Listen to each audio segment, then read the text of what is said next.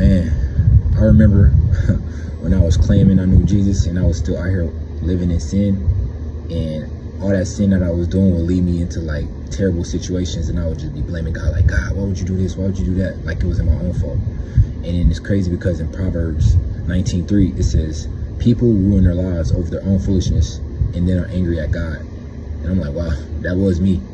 But when I came to Christ and surrendered everything to him, and he gave me the Holy Spirit, I really started to hate sin, because I'm looking at it like, bro, sin really affects everybody, and it affected my life.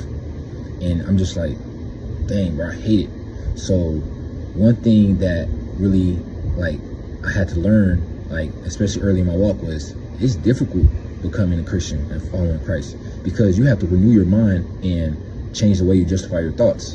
Before, we justify our thoughts just based off, oh, I think I should do this, I want to do it. But clearly, like it says in the word, our heart is deceitful. That's why we need Jesus Christ, for him to give us a new heart.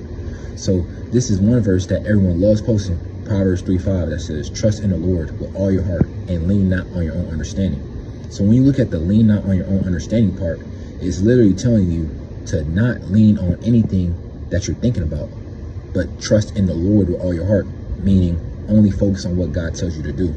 So I know it's difficult in a time, though, especially when you're new to Christ and you have to change the way that you do it. But when you look back at how, for example, in my life, when I thought I was doing the right thing, I was clearly only leading into sin and destruction.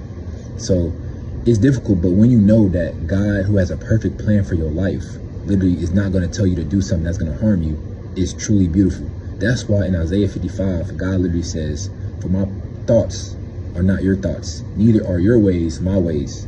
Because as the heavens are higher than the earth, so are my ways higher than your ways, and my thoughts than your thoughts. So when you think about that, it's like God's literally telling you, like, you don't have to understand everything, because you know why? He understands literally everything, because he has a higher understanding than us. So when we think about it, it's like, what do? We need to stop blaming God and start trusting him. And how do we do that? It goes by trusting in him and obeying him, so that we don't fall on our face again and then be like, God, why did you do that? Why did you do that? You know? So stop blaming God and start trusting him.